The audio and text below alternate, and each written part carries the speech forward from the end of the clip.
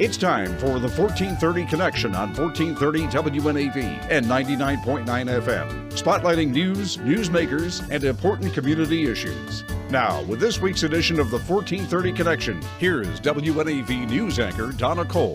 Welcome to the 1430 Connection. This is Donna Cole. This is part two of a two-part interview with Ed Clark. He's the president and founder of the Wildlife Center of Virginia, located in Waynesboro, Virginia. Ed, thanks again for joining me. Oh, Donna, it's nice to be back with you. So we've been talking about, a long talk about carbofuran and how you, in Virginia, led the way ahead of the EPA's ban against carbofuran. You had already banned it, and that came after a registration process where you required farmers to register anytime they were purchasing carbofuran. The reason why we're talking about this is because since 2009 in Maryland, we've had 30 or more bald eagles killed by this chemical that has been banned in the United States since 2009. Ed, does it surprise you we've still had these problems in Maryland? Well, frankly, no, because carbofuran was the second most popular pesticide for use with soil nematodes, rootworms and things in small grains across the United States. So it was very, very popular, and a lot of people really were devoted to it. The kind of dirty little secret was it would also kill everything else. And so we have seen it used in some very, very sinister ways. If a farmer had a coyote problem and they killed a calf or a lamb, farmers would sprinkle the remains of that carcass and just leave it in the field so that when the coyotes came back, they would ingest the carbofuran and it would kill the coyotes. Well, sadly, carbofuran is not very discriminating, and coyotes are not the only scavengers out there. And in fact, some of the cases we've had here in Virginia and we believe in Maryland are accidental poisonings that result from the deliberate misuse of an illegal chemical. So, I mean, whether you intended to kill bald eagles or not, you are still 100% culpable under the law. But it's well known, and so a lot of farmers kept it around specifically to kill other stuff when they could no longer use it in their fields. And it's several laws that are being broken with this. There's the fungicide law.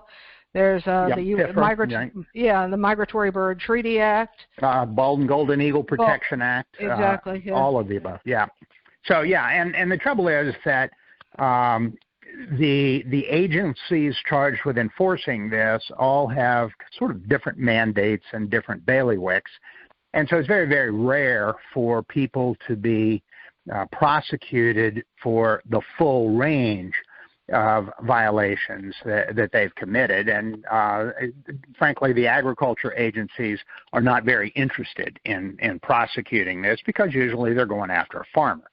I have testified in federal cases in the Midwest where, again, the culprits, the defendants, and that were eventually convicted had used carbofuran in an attempt to kill wolves that they were blaming for the loss of deer on their property when they were trying to create a hunting reserve. And they ended up not getting a single wolf, but they got several eagles and vultures and hawks and coyotes and one black bear. And in that particular case, my role with the U.S. Justice Department for a long time was wildlife valuation. So part of the sentencing goes back to all of these animals that were killed, what are they worth? And that's something in which I've specialized for almost 3 decades now. And the family, it was a father and 2 sons, ended up paying $100,000 in fines and restitutions for the animals that they killed. And, and that's just a tip of the iceberg. So do you think, Maryland, it's high time? Do you think it's way past time? Does it surprise you that this is only now being discussed, the ban on possession of carbofuran in Maryland? But then again, the reporting about these issues hasn't really been a thing up until when I started my reporting in 2016. Well, and that's been part of the problem.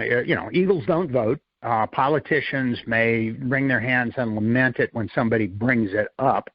but it's not a bread and butter issue for a lot of people and for most people in agencies or political life other than the respective wildlife agencies. And, of course, they are often not as influential as agencies like boards or departments of agriculture or things of this nature. But it has implications for human health as well, because these products don't just kill wildlife. They were removed from the market because they were too dangerous to be used not just for non-target wild animals, but for humans as well. There was a long litany of circumstances in which humans were very, very badly intoxicated from handling and using carbofuran. It's a dry chemical, granular chemical, about the consistency of a very coarse sand. And it's just mixed right in with the corn or the soybeans as the farmer plants the field. And a lot of times it's mixed in, even though the farmers are supposed to be wearing protective equipment in a hot summer climate or a spring planting. It just doesn't always happen. In fact, it probably happens more rarely than those who follow the rules. And because, you sweat, this chemical dissolves, you absorb it through your skin, there were an awful lot of people that ended up in emergency rooms with unspecified neurologic conditions, not having any idea in the world that it was indeed this pesticide that was causing them. Let's take a short break. We'll be right back on the 1430 Connection.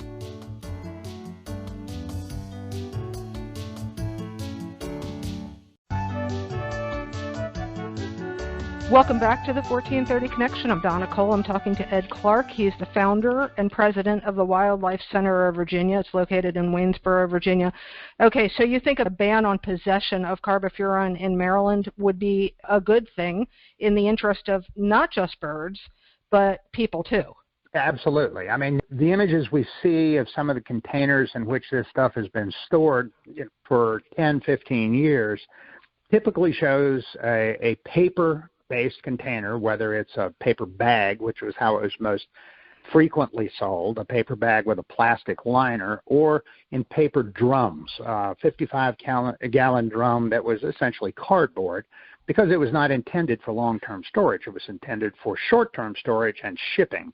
And this stuff is so nasty. It gets into the water. It gets out in the environment. It gets on any surface with which it comes in contact, and it dissolves readily. And it's a threat to people who, perhaps visit farms, live on farms, work on farms. They have no idea in the world that this stuff is sitting around in a workshop or the corner of a barn someplace. And it can really be devastating. And so there's so many things in history where once we decide that it's not safe for a given compound or product to be out in society because of its threat to social values, I mean, I think about machine guns. You can't possess a machine gun even if you didn't buy it recently, even if great-granddaddy brought it back from World War I and gave it to you, you still can't possess it without registering it and having special permits to do that. And that was a big deal. It was saying that certain types of weapons, the Alcohol, Tobacco, and Firearms Act, they were just not acceptable. And people had to turn them in. And it wasn't a buyback. It was basically saying it's too dangerous, and it was a confiscation. And while we can go around and around and around on the Second Amendment, the bottom line is this is not an unprecedented scenario. There is no legitimate reason whatsoever for people to possess carbofuran in any of its manifestations, whether liquid or granular, and it needs to be safely removed from private possession and destroyed.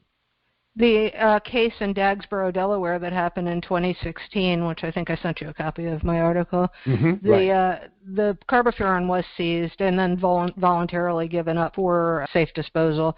it was both granular and liquid form, and it was old stock. Yeah, so this is still around, even though it was. Bet.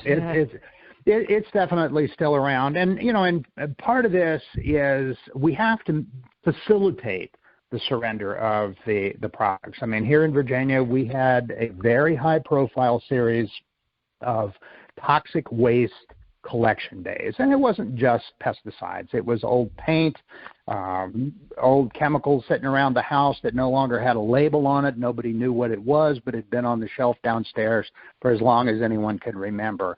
And these are the kinds of things that have to be handled specially and safely and carefully. And the state has got to step up and make it possible for that. You can't blame a person for possessing something without affording them the opportunity and the means through which to dispose of it safely.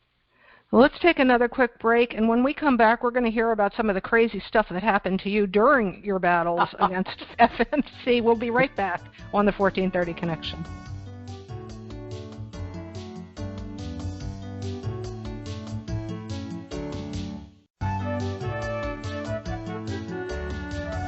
Welcome back to the 1430 Connection. I'm Donna Cole. I'm talking to Ed Clark. He's the president and founder of the Wildlife Center of Virginia in Waynesboro.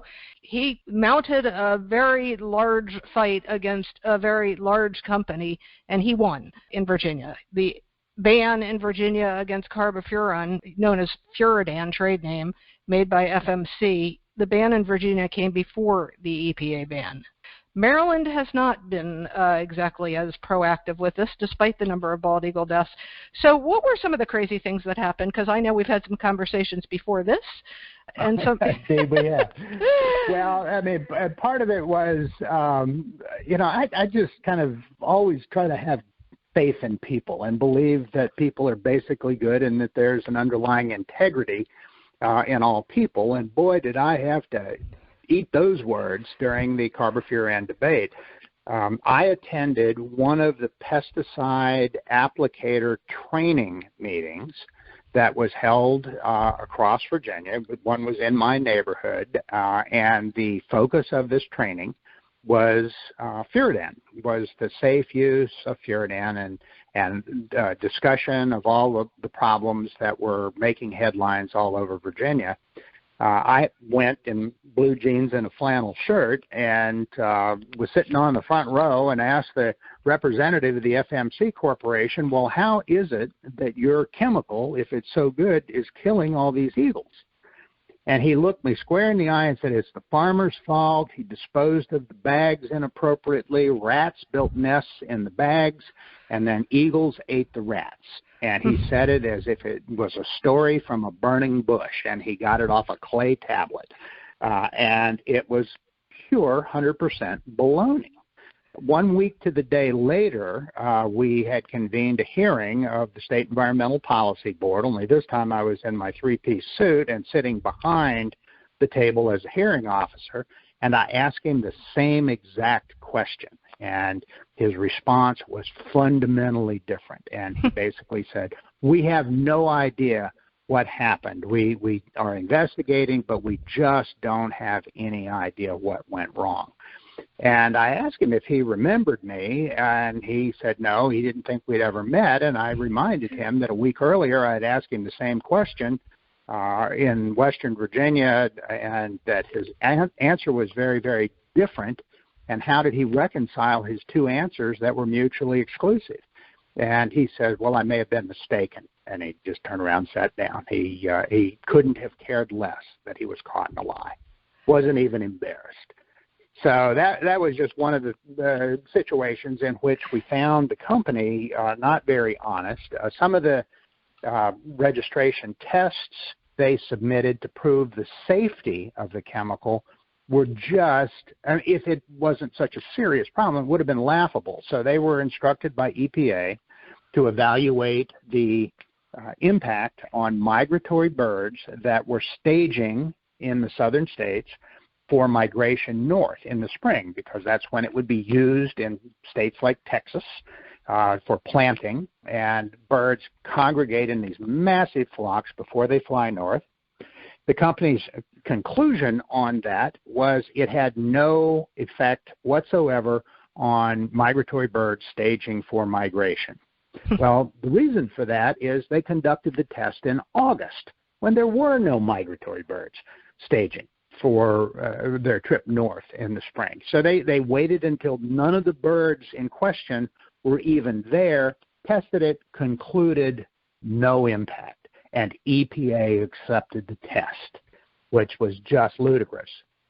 So even EPA had a science advisory committee that was having conniption fits over this, and they had recommended repeatedly that this chemical be banned because it was unsafe, and repeatedly the director of the Office of Pesticide Programs had sent the report back telling them to look at this, look at that.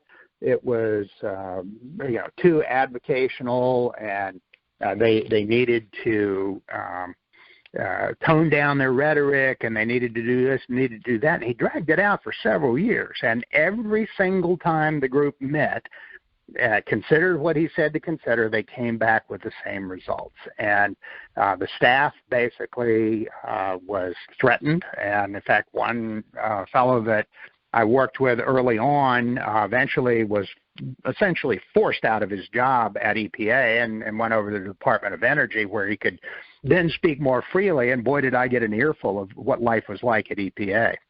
And were you threatened at any time during this? I was actually. One of the things that FMC had as part of their narrative is that this initiative to ban their chemical was being put forward by a small group of people who were anti-farmer, and that we needed to be taught a lesson because farmers fed America and blah, blah, blah. Well, nothing could have been further from the truth. I grew up in farm country and used to work on a farm and have great respect for the people that produce our agricultural products. Well, one night I was down in Southwest Virginia and giving a program, and the topic of carbofuran came up. And obviously I said what I believed to be true, that the product was too dangerous to be used and needed to be banned. And as I was leaving, three guys followed me out into the parking lot, and they were going to teach me a lesson about respecting farmers. That was their declared purpose in our little confrontation. And fortunately, some other folks walked up and interrupted their planned discussion. But that was the point, and I received a warning from Frank Kinseer, the U.S. Fish and Wildlife Service there in Maryland, that he had gotten a tip that there were some folks kind of out to get me. And I'll never forget our discussion. He was at the Wildlife Center when we were celebrating the ban in Virginia, and he says, "Well, do you know how to use a gun?"